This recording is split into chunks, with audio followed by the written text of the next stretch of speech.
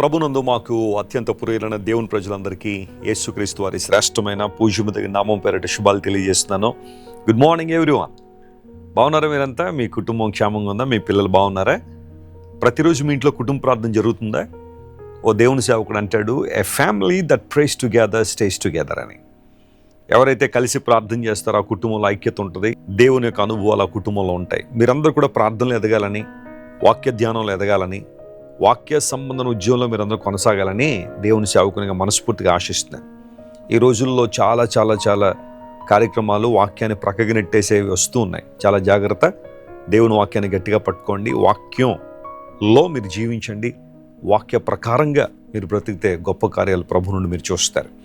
ప్రతిరోజు ఒక వాగ్దాన సందేశాన్ని బైబిల్లోంచి మనం ధ్యానం చేస్తున్నాం కదా. ఈరోజు వాగ్దానంగా పరిశుద్ధ గ్రంథం తెరిచి యెషయా గ్రంథం 44వ అధ్యాయం 21వ వచనం చదువుదాం.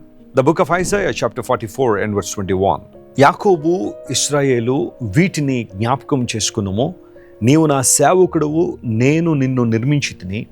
ఇశ్రాయేలు, నీవు నాకు సేవకుడు అయి ఉన్నావు, నేను నిన్ను మరిచిపోజాలను.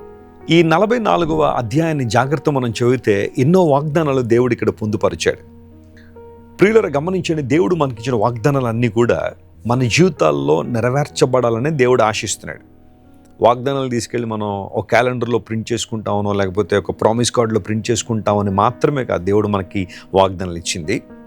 అలా చేయడం తప్పు నేను అంటలేదు. వాటిని చదవడం ద్వారా, ఆ వాగ్దానాలు జ్ఞాపకం చేసుకోవడం ద్వారా మనం స్ఫూర్తి పొందుతాం. అయితే దేవుడు వాటి నెరవేర్పును కూడా మన జీవితాల్లో తీసుకురావాలని ఆశిస్తున్నారు. మన సంసిద్ధత, మన కమిట్మెంట్ దేవుని ఆరాధించే విషయంలో ఆయన గట్టిగా పట్టుకోవడంలో మనం నమ్మకంగా ఉంటే ఖచ్చితంగా దేవుడు తన వాగ్దానాలు మన జీవితంలో నెరవేరుస్తాడు. అబ్రహామును దేవుడు దీవించాడు, అన్న మాట ప్రకారం దీవించాడు. అయితే అబ్రహాములో ఉన్న విధేయత ద్వారా దేవుని కార్యాలు స్పష్టంగా అబ్రహాం చూడగలిగాడు. దేవుని వాక్యానికి మనం కూడా లోబడగలిగితే దేవుని కార్యాలు చూస్తాం. ఇక్కడ లేఖన భాగాన్ని పరిశీలన చేస్తే దేవుడు మాట్లాడుతున్నాడు, ఇశ్రాయేలు, నీవు వీటిని జ్ఞాపకం చేసుకో, నీవు నా సేవకుడువు, నేను నిన్ను నిర్మించాను అన్నాడు. మనం ఎందుకు దేవుని స్తుతించాలి? ఎందుకు దేవుని ఆరాధించాలి? ఆయన ఎందుకు గణపరచాలి? చాలామంది అడుగుతుంటారు ఈ ప్రశ్న. ఒక క్రైస్తవుడు దేవుని ఎందుకు స్తుతించాలి అంటే, దేవుడు మనలను నిర్మించాడు గనుక. ఆధ్యాత్మికంగాను శారీరకంగాను దేవుడు తన చిత్తానుసారంగా మనలను నిర్మించారు గనుక మనం ప్రభువును స్తుతించాలి. నిర్మించుట అనే మాట, ఇంగ్లీష్లో ఫార్మ్ అనే మాట మనం చూసాం. హిబ్రూలో యాట్సార్ అనే పదం ఉపయోగించబడింది. దాని అర్థం ఏంటంటే, ఒక కుమ్మరి తన ఆ వీల్ మీద ఒక మట్టి ముద్దను పట్టుకొచ్చి తనకు నచ్చినట్టుగా ఒక పాత్రను తయారు చేసినట్టుగా మనం చూస్తాం కదా. యాడ్సర్ అనే పదానికి కరెక్ట్ మీనింగ్ అదే. ఒక కుమ్మరి ఒక పాత్రను తయారు చేయడం.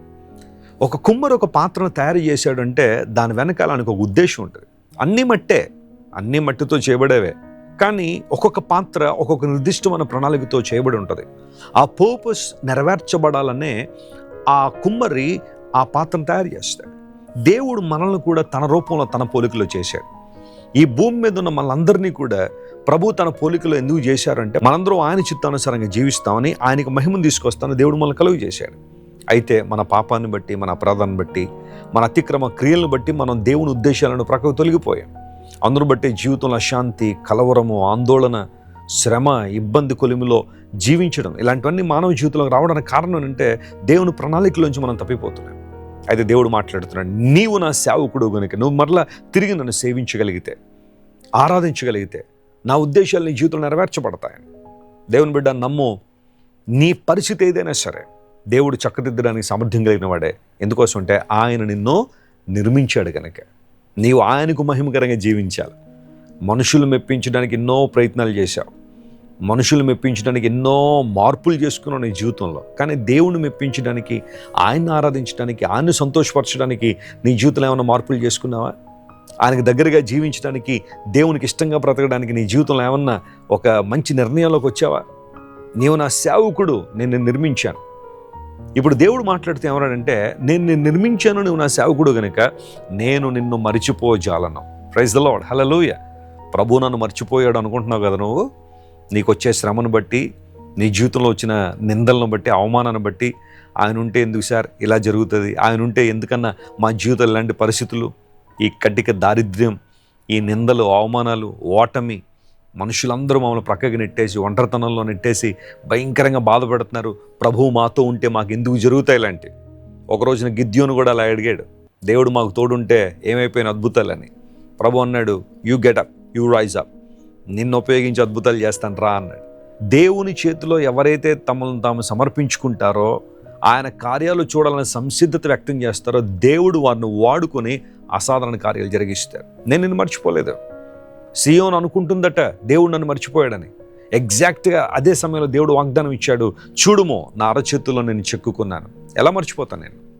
అరచేతుల్లో చెక్కబడిన వస్తువుకి భద్రత ఉంది, అంత ఈజీగా మనం వదిలిపెట్టలేం. అరచేతిలో ఉన్న వస్తువును ప్రతిసారి మనం చూసుకుంటాం. ఇక్కడ దేవుడు కేవలం నా చేతిలో నేను ఉంచానలా చెక్కుకున్నానన్నాడు. అరచేతిలో చెక్కబడాలంటే చెక్కేటప్పుడు గాయమవుతుంది. దేవుడు అంతగా మనల్ని ప్రేమించి తన చేతుల్లో మనల్ని చెక్కుకున్నాడు. ఆయన మనల్ని మర్చిపోలేదు. నీకు వచ్చిన నిందలను బట్టి, అవమానాలు బట్టి నువ్వు కృంగిపోవద్దు. ప్రభా, ఈ పరిస్థితుల్లో కూడా నీ మీద ఎలా నేను ఆనుకోవాలో, నీ చిత్తాన్ని ఎలా నెరవేర్చాలో నాకు నేర్పించండి. నా జీవితంలో జరుగుతున్న ఈ కీడును మేలుగా మార్చే సామర్థ్యం నీకు ఉందని నేను పరిపూర్ణంగా విశ్వసిస్తున్నాను. నా విశ్వాసాన్ని ఎప్పుడు నిరుత్సాహపరచు గనుక నీ కొందనాలని నువ్వు ప్రభు వైపు చూడగలిగితే, నీ జీవితంలో ప్రతి ప్రతికూల వాతావరణాన్ని దేవుడు అనుకూలంగా మారుస్తాడు. నేను నిన్ను మర్చిపోలేదు. మనుషులు నిన్ను మర్చిపోవచ్చేమో, నీ భర్త నిన్ను మర్చిపోవచ్చేమో, నీ భార్య నిన్ను మర్చిపోయి చాలా కాలం అయిందేమో, నీ పిల్లలు మర్చిపోయి చాలా కాలం అయిందేమో. మొన్న ఈ మధ్యన పేపర్లో ఒక విషయాన్ని చూశాను. ఒక కుమారుడట తన తల్లికి 18 నెలల నుంచి ఫోన్ కూడా చేయలేదట, మాట్లాడలేదట. ఆ తల్లి చచ్చిపోయి ఆ ఇంట్లో ఒకతే అలా సోఫా మీద ఉండిపోయింది. ఆ డెడ్ బాడీ తీసేవాళ్ళు ఎవరు లేరు, పలకరించేవాళ్ళు ఎవరు లేరు. పోనీ కుమారుడు ఫోన్ చేసి ఉన్న ఫోన్ లిఫ్ట్ చేయట్లేదు కాబట్టి ఏమైందని ఎంక్వైరీ చేసి ఉండొచ్చు. కుమారుడు కూడా ఫోన్ చేయలేదట. కొన్ని నెలల పాటు ఆ డెడ్ బాడీ ఆ ఇంట్లో అలాగే ఉండిపోయింది. కుమారుడే తల్లిని మర్చిపోయాడు. జీవితంలో ఇలాంటి పరిస్థితులు ఎన్నో ఉంటాయి, కానీ దేవుడు నిన్ను మర్చిపోయేవాడు కాదు. ఆయన, నీవు ఆయన తలంపుల్లో ఉన్నావు. సిలువలో నీ కోసం ప్రాణం పెట్టిన యేసయ్య నేను ఎప్పుడు జ్ఞాపకంలోనే ఉంచుకుంటున్నారు. ఆయన దేవుడు హన్నాను జ్ఞాపకం చేసుకున్నాడని బైబిల్లో రాయబడి అద్భుతం చేశారు. దేవుని బిడ్డ కృంగిపోవద్దు. దేవుడు నిన్ను మర్చిపోలేదు. ఆయన నేను జ్ఞాపకం చేసుకుంటూనే ఉన్నారు. నీ జీవితంలో కార్యాలు జరిగించాలని ప్రభు ఆశిస్తున్నాను. ఈరోజు ఆయన వైపు చూద్దామా? ప్రార్థన చేసుకుందాం.